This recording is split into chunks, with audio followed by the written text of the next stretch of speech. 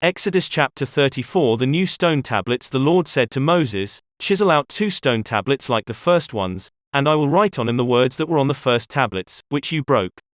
Be ready in the morning, and then come up on Mount Sinai. Present yourself to me there on top of the mountain. No one is to come with you or be seen anywhere on the mountain, not even the flocks and herds may graze in front of the mountain." So Moses chiseled out 2 stone tablets like the first ones and went up Mount Sinai early in the morning, as the Lord had commanded him, and he carried the 2 stone tablets in his hands. Then the Lord came down in the cloud and stood there with him and proclaimed his name, the Lord. And he passed in front of Moses, proclaiming, the Lord, the compassionate and gracious God, slow to anger, abounding in love and faithfulness, maintaining love to thousands, and forgiving wickedness, rebellion and sin. Yet he does not leave the guilty unpunished. He punishes the children and their children for the sin of the parents to the 3rd and 4th generation. Moses bowed to the ground at once and worshipped. "Lord," he said, "if I have found favor in your eyes, then let the Lord go with us. Although this is a stiff-necked people, forgive our wickedness and our sin, and take us as your inheritance." Then the Lord said, "I am making a covenant with you. Before all your people I will do wonders never before done in any nation in all the world. The people you live among will see how awesome is the work that I, the Lord, will do for you. Obey what I command you today. I will drive out before you the Amorites, Canaanites, Hittites, Perizzites, Hivites and Jebusites. Be careful not to make a treaty with those who live in the land where you are going, or they will be a snare among you. Break down their altars, smash their sacred stones, and cut down their Asherah poles.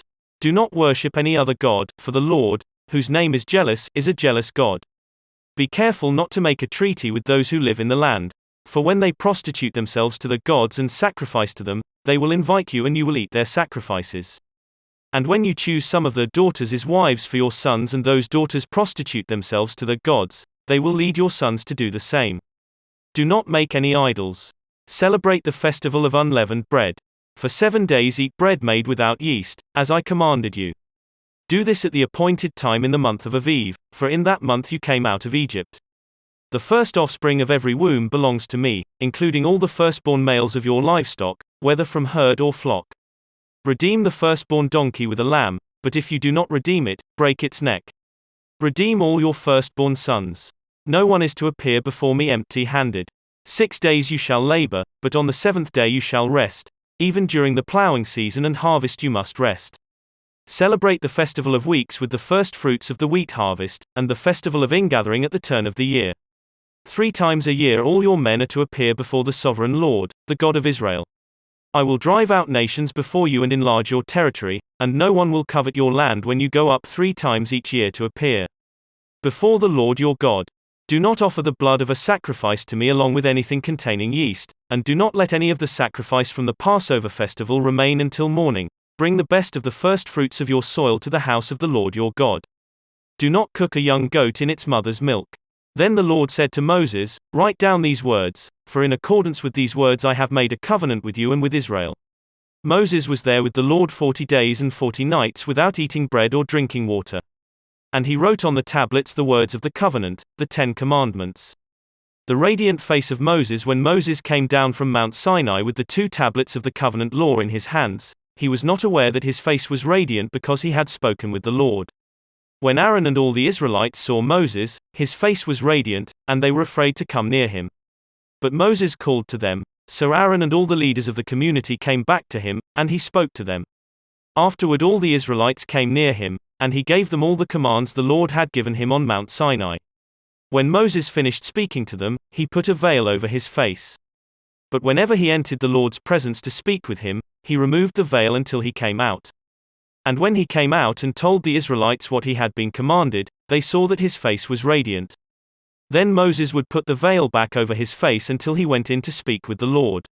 Exodus chapter 35 verses 1-9. Sabbath regulations. Moses assembled the whole Israelite community and said to them, "These are the things the Lord has commanded you to do. For 6 days, work is to be done, but the 7th day shall be your holy day, a day of Sabbath rest to the Lord.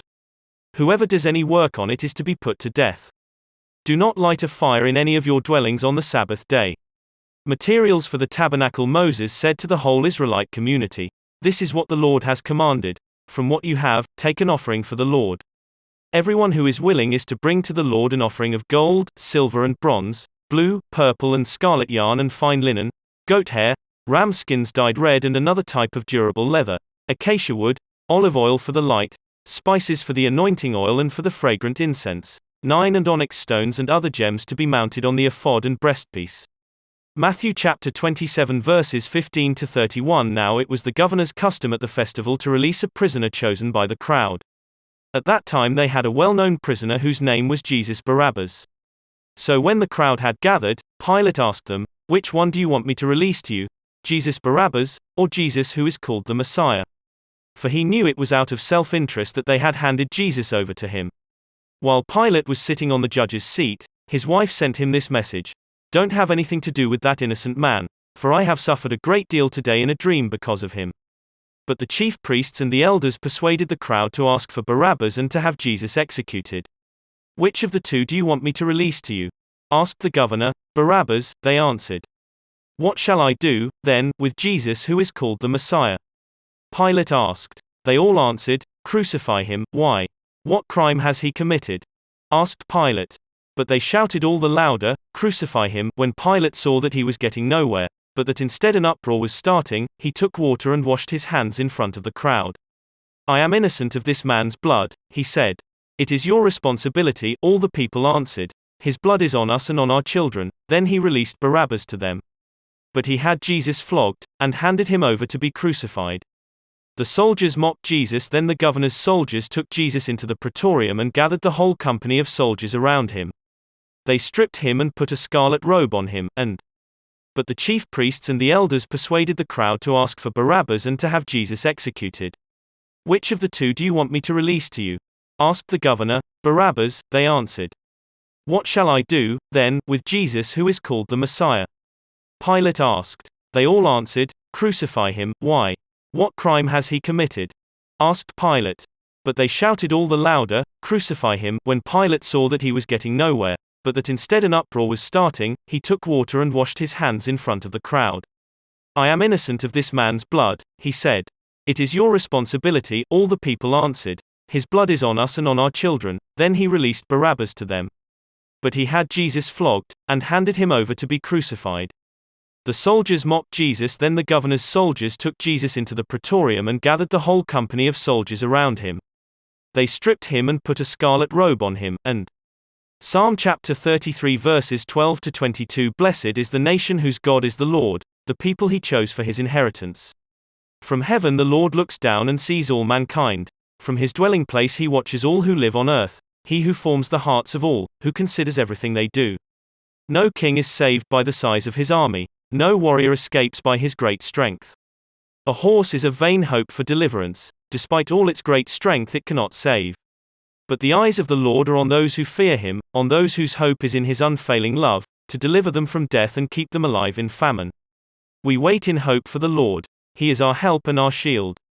In him our hearts rejoice, for we trust in his holy name. May your unfailing love be with us, Lord, even as we put our hope in you. Proverbs chapter 9 verses 1 to 6. Invitations of wisdom and folly. Wisdom has built her house, she has set up its 7 pillars.